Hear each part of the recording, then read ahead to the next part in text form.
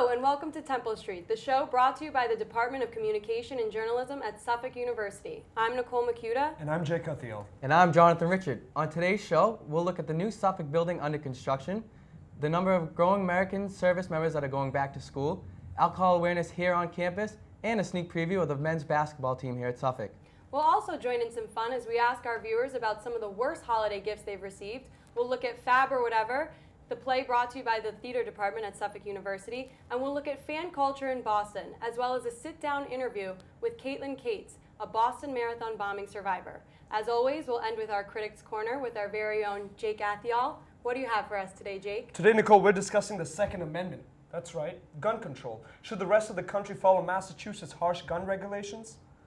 Geez, that's a controversial topic. But first, the news.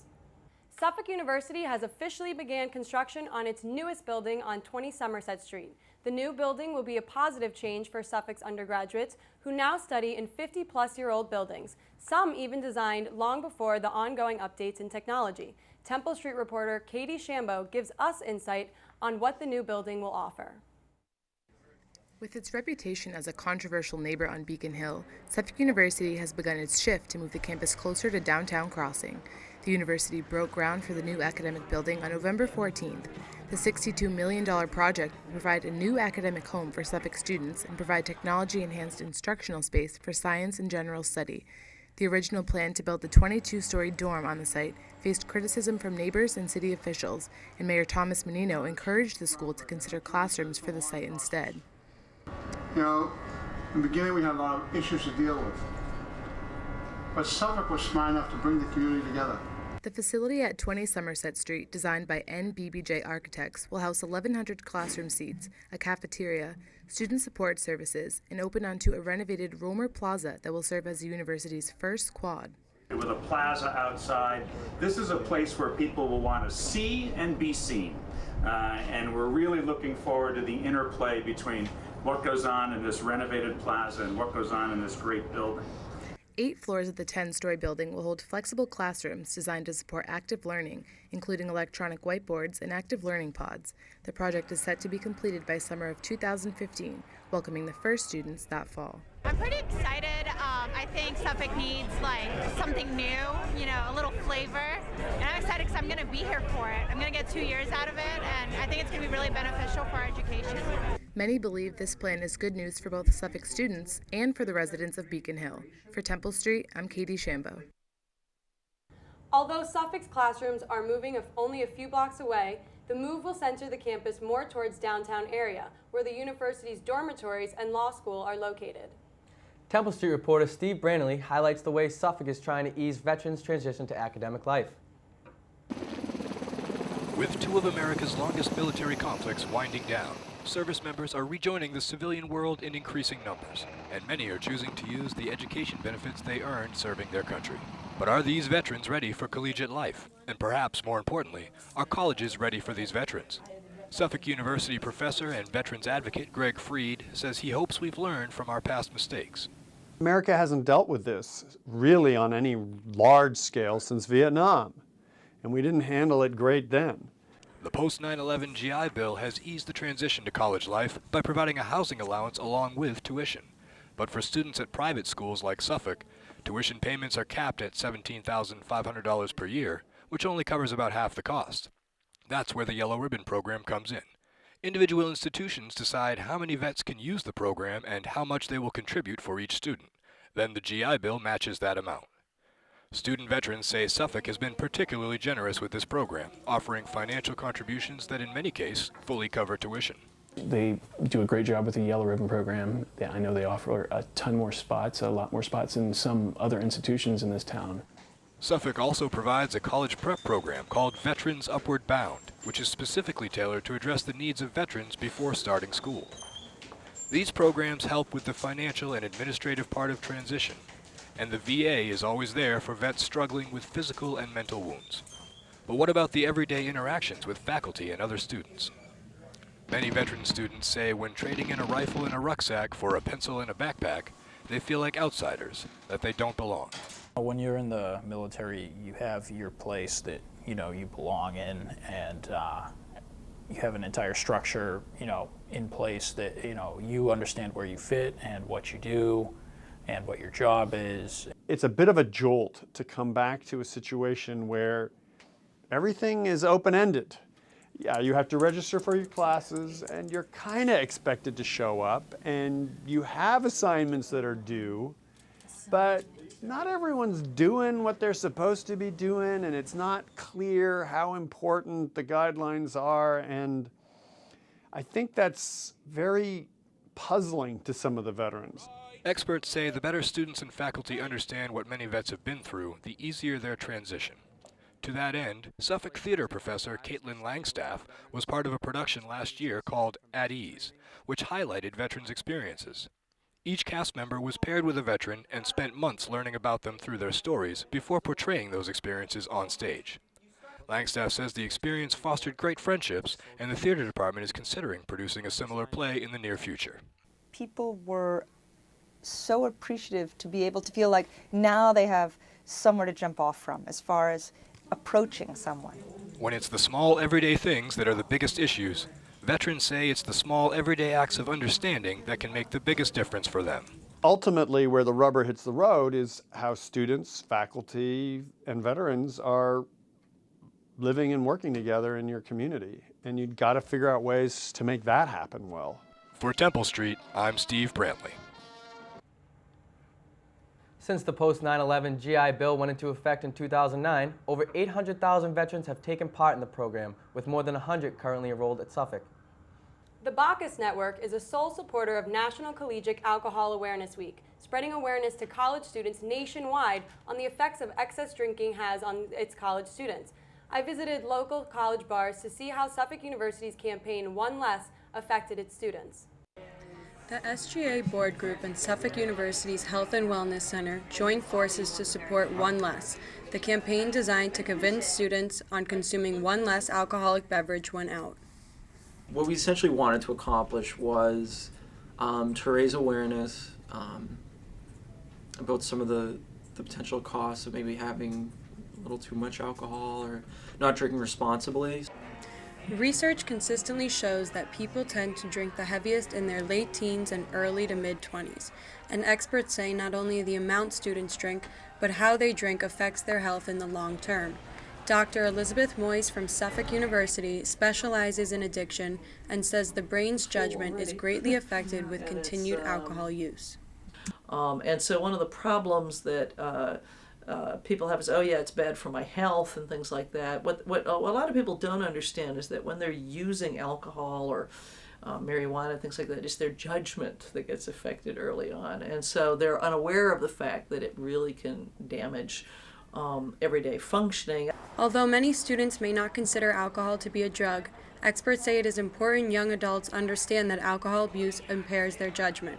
According to the Bacchus Network sponsoring National Collegiate Alcohol Awareness Week, current drinking rates are higher for young adults enrolled full-time in college than their counterparts who are not college students. Per day, I probably drink Monday, Wednesdays, Fridays, Saturdays, so that's 4 nights, and I probably have 10 drinks a night, honestly.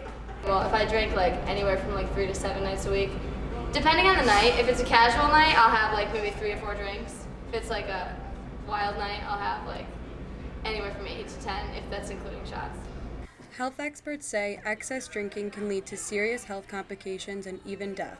Information published by the Texas Alcoholic Beverage Commission says about 5,000 people under the age of 21 die each year from injuries as a result of unsafe drinking.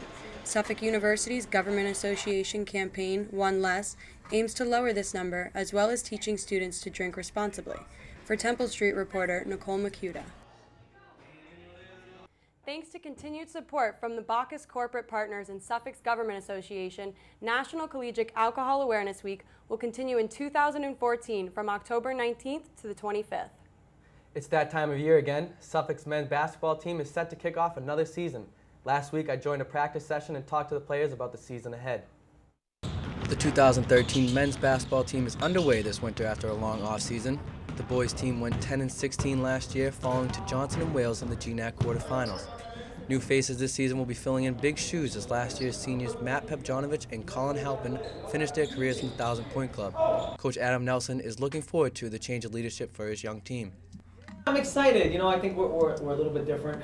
We lost a big senior class, but we've got some very young, talented, and hungry players in the program. So we're excited for it. One of those talents is newly elected sophomore captain Caleb Uni. Yeah, like you said, we don't have any seniors on the roster, and it's a good way to find my place on the team. I know I'm only a sophomore, but I feel like I can really lead these guys in a way on the basketball court and off the basketball court. So I think that they respect me and I do respect them, and I like to lead by example as well. Leading by example will be important this season, as Suffolk does not have overpowering size, but quickness could be the key at the backcourt of Caleb Uni and Sam Nowotny. We got great new recruits. We got Sam Nowotny, who's coming in, being the point guard, shooting guard. We also got Adam Chick from last year, who's a sophomore.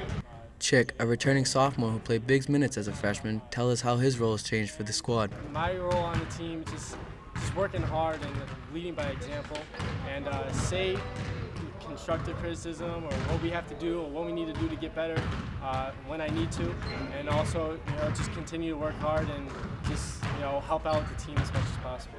So far this season, Nowotny, Uni, and Chick are leading the way for the Rams, as each one of them is averaging over 10 points per contest.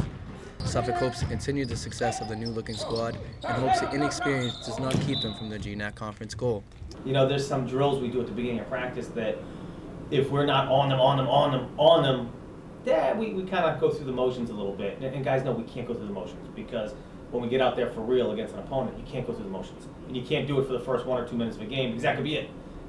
Covering the men's basketball team for Temple Street, I'm Jonathan Richard. With the upcoming season ahead, we wish the men's basketball team the best of luck. Go Rams. Wow, the boys really look like they're going to have a great season. What do you think, JR? Yeah, they're a young squad, but they have a lot of upside. I'm really excited to see how they play this year. Suffolk University's theater department is on a roll putting on stellar productions. And featuring this fall, Fab or Whatever, an adaptation of Pirandello's classic Each in His Own Way, Temple Street reporter Jacob Athyal visited the students' actors looking to breathe new life into this classic. If you know the original show or not, it's not going to be the same. It's going to be a little bit more twisted. The play, Fab or Whatever. The actors, 45 of the theater department's best. We sit down with the director and playwright of Fab or Whatever, Professor Wesley Savick, to find out exactly how the cast is doing. The cast is so good at navigating these different stylistic demands that it almost looks as if it's like natural, and it isn't. It's about as natural as kabuki. It's not natural at all. It's pretty crazy what they're doing.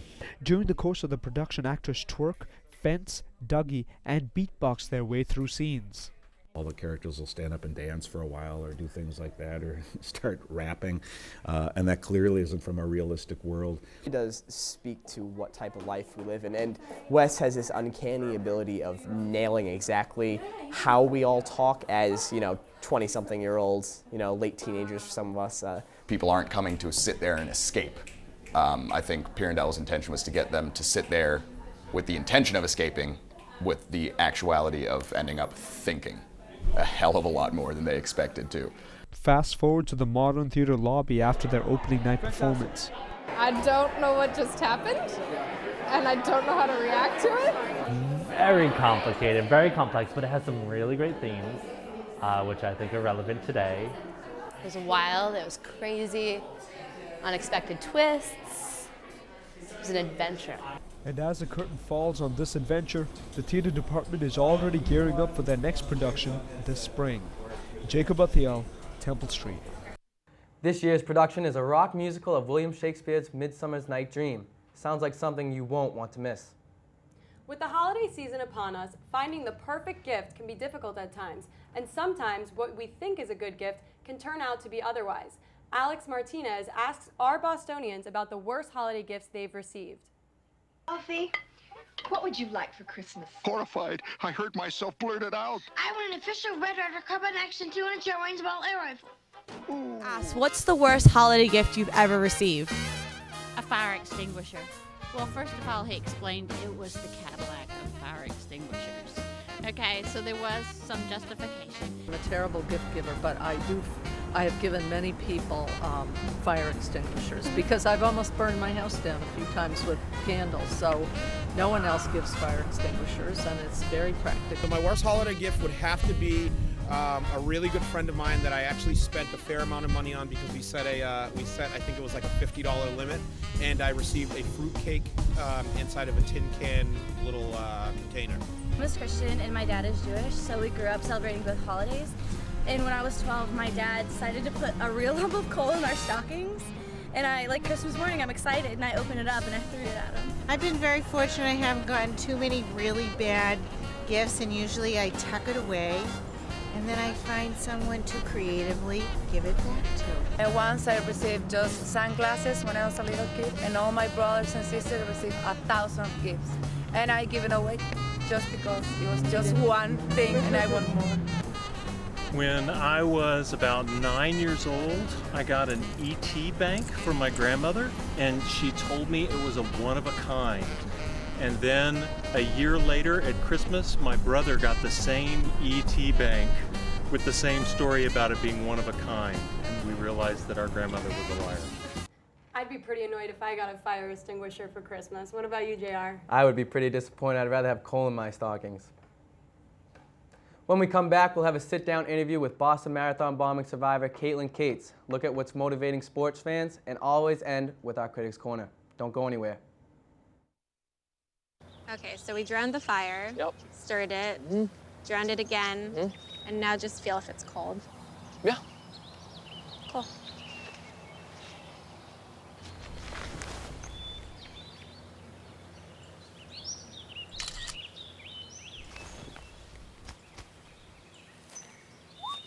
Smokey just gave me a bear hug. I know. I already posted it.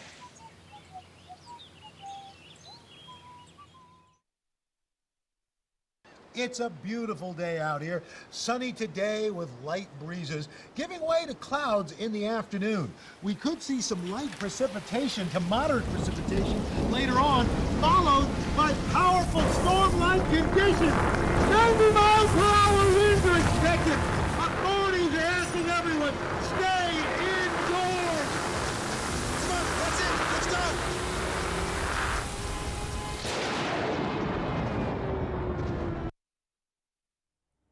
It's been over 7 months since the city of Boston witnessed one of the most shockingly violent attacks in its history. Temple Street reporter Sergina Oshana was invited into the home of Boston Marathon bombing survivor Caitlin Cates as she opens up about the tragic day. I have the privilege of sitting here with Caitlin Cates, one of the Boston Marathon bombing survivor. Caitlin, thank you so much for inviting me into your home. You're welcome. I want to start from where you're at right now. How are you doing as of today? I'm doing really, really well. I've come a long way. It's definitely been a rocky road, lots of ups and downs, but I'm doing well. My recovery is pretty good. I've had 2 surgeries and I have 1 more in January where they'll try to reconstruct my right calf. As you know, I lost 30% of my right calf. And now are you working right now? I'm on short-term disability. Okay. Yes. So how has that been, the road to recovery in that term? You know, my whole world changed, obviously, especially working. I was a workaholic. I worked 2 jobs.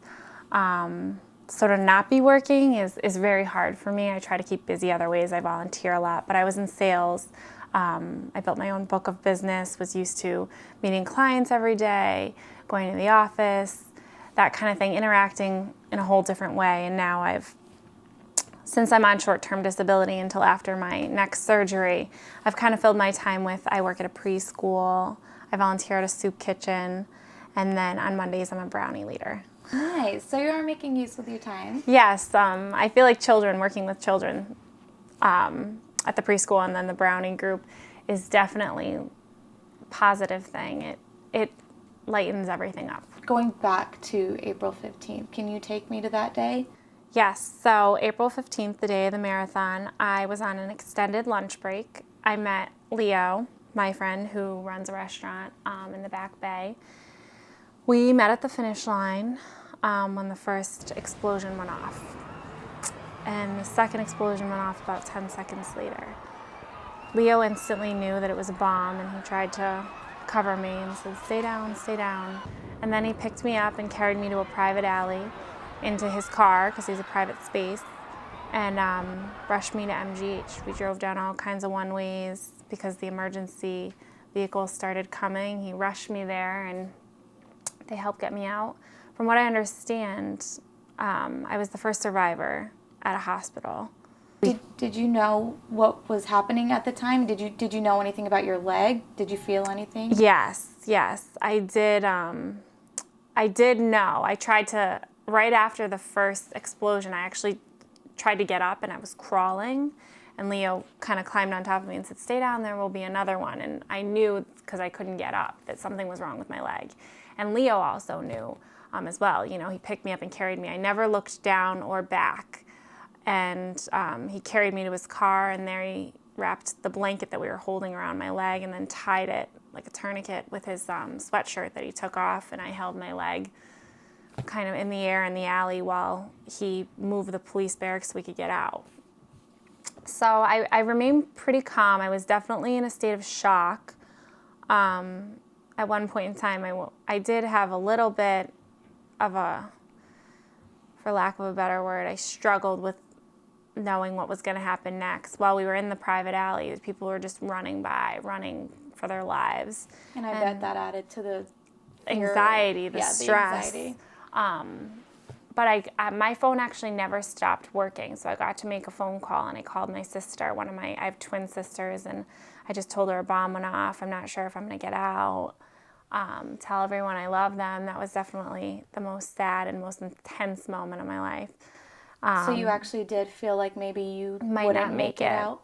Yeah, I was losing a lot of blood. I actually didn't look. I looked at the blood around me. You know, laying in your own blood is something I hope no one ever has to experience. Then after that, I was rushed to the emergency room, and I was in good hands. MGH was fabulous. The staff, everyone, my surgeon, Dr. King, Dr. Lowe, Dr. Landman.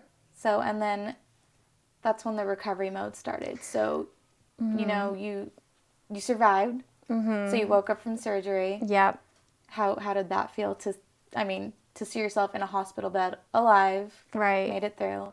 Well, for 9 days I was at MGH. So I think I was just in a state of shock, but I was surrounded by all the people I love. They came to visit, my sisters, my brother, my best friend Julie stayed by my side the whole time. It was tragic, but it, showed how many people care about you and how such a tragic event can bring so many people together. Definitely. I left in a wheelchair. I was on crutches shortly after that, and then a month to the day, so May 15th, I started walking. And then about 2 months after that, I started to run. Were there any moments during any of your therapy where you just wanted to give up? There were never moments where I wanted to give up, but there were very difficult moments. It was a rocky road, like I said, a lot of anxiety. The mental struggle was a lot worse than the physical. Physically, I'm a pusher, so I just kept pushing myself till I could walk, till I could run, till I felt comfortable. Mentally, anxiety in crowds, concerts, bars, really anything, charity events, everything, parking garages, tunnels, airplanes, trains. Yeah, you just had that paranoia of right? Every time you're just looking over your shoulder, everyone who has a backpack. Yeah. So that lack of trust with people. Right. My trust was definitely broken, but I made a decision from the very beginning that I was not going to let that tragic, horrible event define me. And I made that decision from the very beginning, from the moment I was in that hospital bed. I said, this is not going to run my life. Now, I know you talked about, the anxiety and the fear and all that. What about anger? Did that ever play a role? Well, I was definitely angry. Definitely angry. I was angry that people had to die. That made me really upset.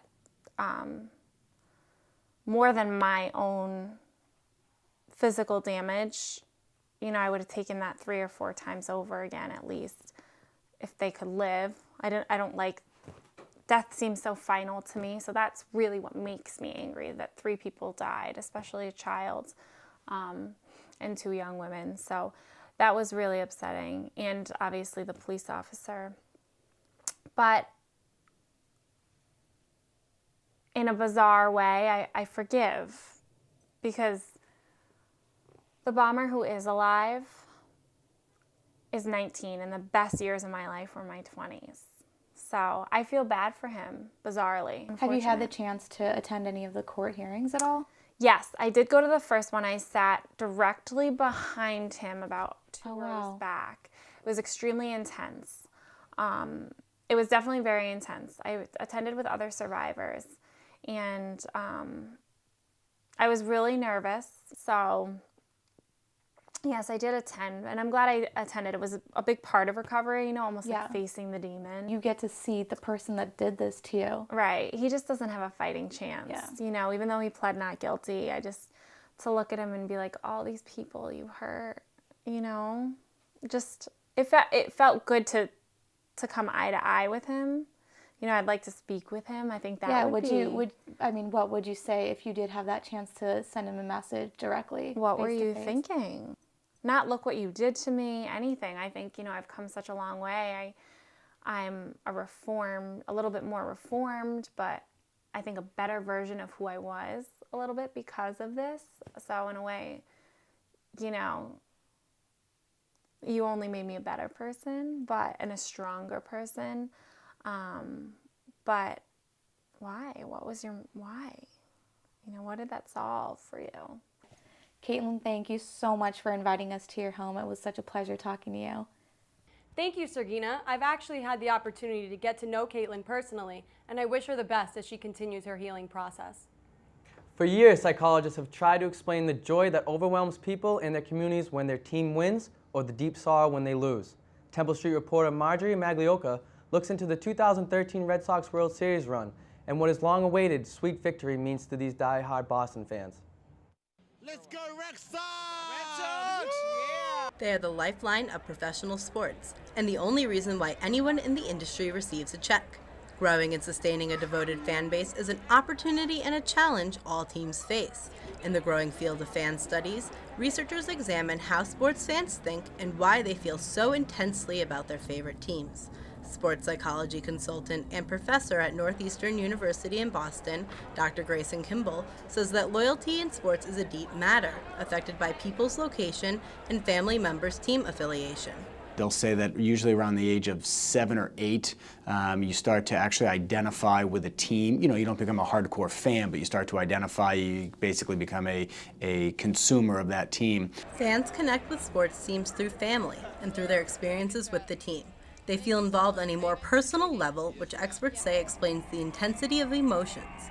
Psychologists have found that having a winning record is just a small part in what makes franchises like the Sox the object of intense devotion to Bostonians like Joe Nicatra, who's been a fan since he was 8 years old. I've been a Red Sox fan forever, even when they're bad, but last year was just, they were the most unlikable team. It was hard to even get involved, and then to see them come back and win a World Series was excellent. Fan fever inspires high fives with strangers, boastful rants on blogs, and binge spending on team merchandise. The city felt a particularly strong reaction by fans when the Red Sox recently brought home the World Series trophy after the previous year's dismal season. Dr. Kimball says the marathon bombing brought the Red Sox organization closer to the city and their fans. When you have a situation like the marathon bombing, when it happened like during the baseball season, it kind of gave the Red Sox, like as a team, a little like rallying cry. And of course, they're coming off a horrible previous season and the end of the year before that. So it kind of gave them something to connect with the fans to. The 2013 victory represents so many storylines of tragedy and triumph coming together. After what happened in the city in April, which was just horrible, it's great to see the team really come together and bring a World Series back to Boston, get everyone excited back out on the streets. Honored with a parade that started at Fenway Park, fans celebrated as the rolling rally made its way down Boylston Street, pausing at the finish line of the Boston Marathon for a heartwarming moment when members of the Sox paid tribute to the victims of the marathon bombing. To stop at the finish line, it's something that I think some of the players decided to do. And, you know, it almost kind of brings the whole season full circle. Like, basically, the season was like 2 weeks old, like, when this happened. And, you know, now it kind of ends back at the finish line. Melissa McInnes, a local college student, says she attended the parade not only in support of the team, but to feel part of the revived spirit of the Boston community. We have a love as a city. It's not just a sport, it's a city. All together. Psychologists have found a variety of factors that contribute to fanship, including human instinct for tribal affiliation, a sense of belonging, and cultural identity. For Temple Street, I'm Marjorie Maglioka. If 2004 was the title everyone longed for, and 2007 was the one everyone believed was possible, this win represents the greatest gift of all, the season no one expected from the team everyone had doubted. And now it's time for our Critics Corner. Go ahead, Jake, shoot. That's what we're worried about, Nicole. As a country, the United States has gone through some dramatic legislative changes since its independence in 1776. Now, we ended slavery, gave women and minorities the right to vote, and 14 states have now legalized gay marriage. We even have a black president. And through every struggle, every reform, every shot at social change, there's always been an opposition. But the battle this decade might be remembered for gun control. This includes a constant debate following each new horrific tragedy: Newtown, Aurora, Portland, Tucson, the Navy Yard, just to name a few.